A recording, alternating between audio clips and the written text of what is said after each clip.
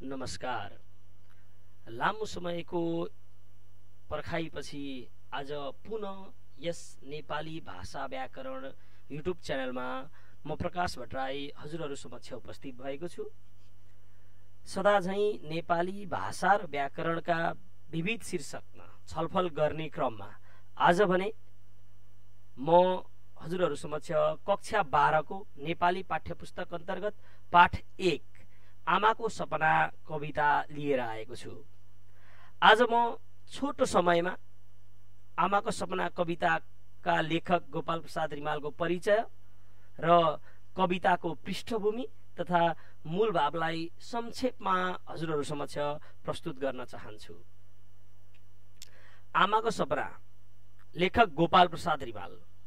गोपाल प्रसाद रिमालको जन्म विक्रम सम्वत 1975 ज्येष्ठ 18 गते र मृत्यु 2030 साल कार्तिक 8 गते भएको हो। उनका माता पिताको नाम उमाकान्त र आदित्य कुमारी रहेको छ। कविता तथा नाटक विधामा कलम चलाएका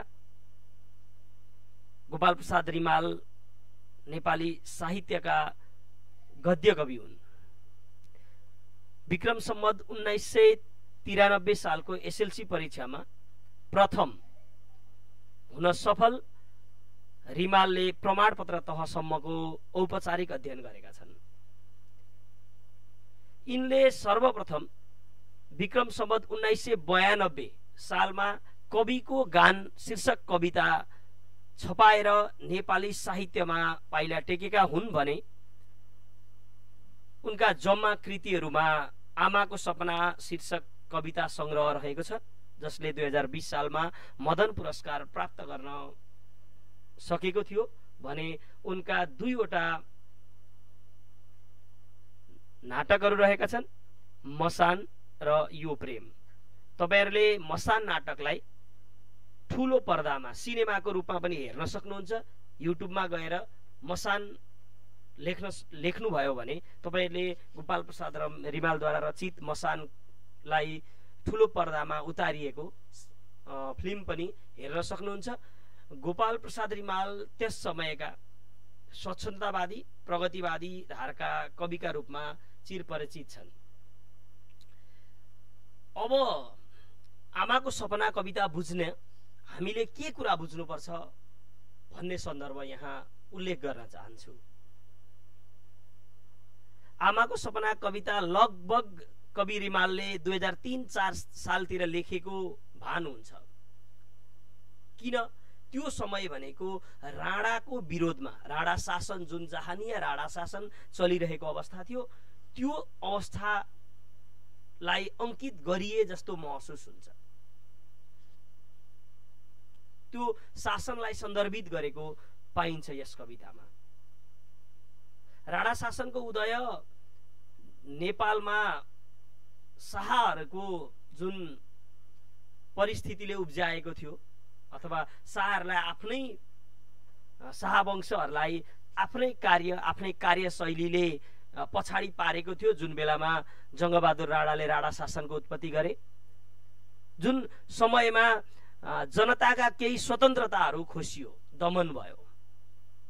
जनताका ती स्वतन्त्रताहरू दमन भइसकेपछि केही यस्ता जनमानस उत्रियो, एउटा यस्तो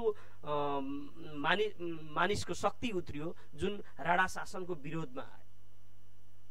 राणा शासन क्रूर थियो, त्यतिखेर मान्छेलाई स्वतन्त्रता नदिएर जस्तो सुकै अवस्थामा पनि मृत्युदण्डसम्म दिने जस्ता कार्यहरू भए। त्यो अवस्थामा यहाँ नेपाल आमाले आफ्नो सन्तान, आफ्ना पुत्र पुत्रीहरू सन्तानले चाहिँ अब त्यो राणा शासनको लाई परिवर्तन गराएर नयाँ युग ल्याउनु पर्छ अथवा देशमा प्रजातन्त्र ल्याउनु पर्छ भन्ने कुरालाई संकेत गर्नु नै यहाँ कविता आमाको सपना रहन सफल भएको छ। र वास्तवमै आमाको सपना भनेकै के हो त भन्नुहुन्छ भने राणा शासनको अन्त्य र प्रजातन्त्रको पुनर्बहाली। हामीले जुन राणा शासनले जुन किसिमको दमन अत्याचार गरेको छ त्यसको विरोधमा जुन कविको कलम चलेको छ त्यो नै आमाको सपनाको रूपमा प्रष्ट हुन्छ। अब यसलाई मूल भावको रूपमा हेर्ने कोसिस गरौँ। वास्तवमै राणा शासनको विरुद्धमा चलेको जुन कविको कलम छ त्यो नै आमाको सपना हो। आमाको सपना नै राणा शासनको अन्त्य गर्नु र प्रजातन्त्र ल्याउनु, र जुन कवितामा त्यो भनेर सम्बोधन गरिएको छ त्यो आउँछ भन्ने सन्दर्भलाई संकेत गरिएको छ। त्यो भनेको परिवर्तन र क्रान्ति हो। तपाईले कविता पक्कै पनि पढ्नु भएको छ होला। कवितामा जुन किसिमले सन्दर्भित गरिएको छ, संवादात्मक शैलीमा कविता प्रस्तुत गरिएको छ। आमाले छोरालाई चाहिँ कुनै कुरा आउने कुरा संकेत गरिरहेकी छन् भने त्यो छोरा आफै त्यो क्रान्तिको एउटा बीज, त्यो छोरा चाहिँ त्यो क्रान्तिको बीज हुने आशा आमाको मनदेखि पनि छ। त्यो कुरालाई हेर्दाखेरि के देखिन्छ भन्दा अन्याय, अत्याचार र अधर्मले यो छपक्क छोपेको धरती छ। त्यो बेलाको समय अन्याय र अत्याचारले छपक्क छोपेको समयमा सुनौलो किरण बोकेर एउटा क्रान्ति आउनेछ जुन कुराले सबै कुरा परिवर्तन गर्नेछ भन्ने कुरा यसको मूल भावको रूपमा आउन सक्छ।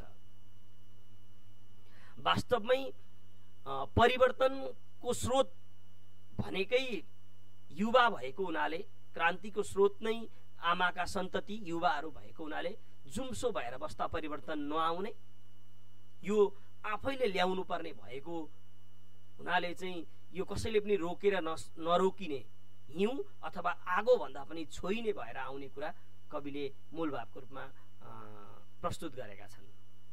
कविको भनाइलाई हामीले मूल भावको रूपमा प्रस्तुत गर्न सक्छौँ। क्रान्तिले हरेक सन्ततिमा चेतनाको बीज रोपिदिन्छ।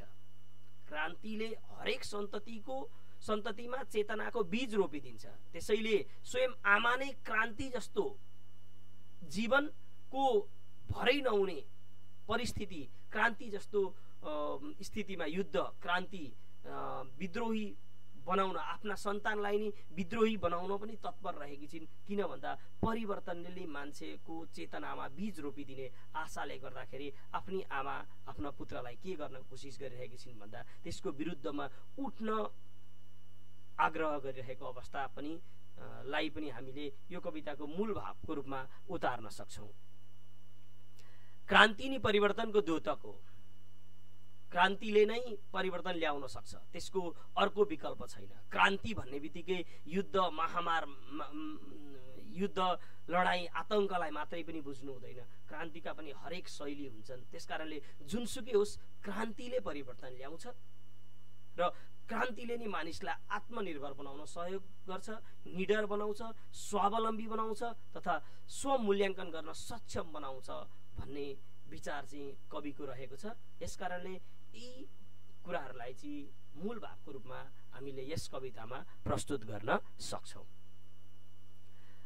यस कविताको अभ्यास सरलै छन्, हजुरहरूले गर्न पक्कै पनि सक्नुहुन्छ भने यसको व्याकरणसँग सम्बन्धित शीर्षकको भिडियो भने मैले तल लिङ्क राखिएको छु, डिस्क्रिप्सनमा लिङ्क राखेको छु, पक्कै पनि हेर्नुहोला। र फेरि पनि पाठ 2 लिएर म उपस्थित हुने बाचाका साथ आज भने यस भिडियोबाट बिदा लिन चाहन्छु। हस्त, धन्यवाद।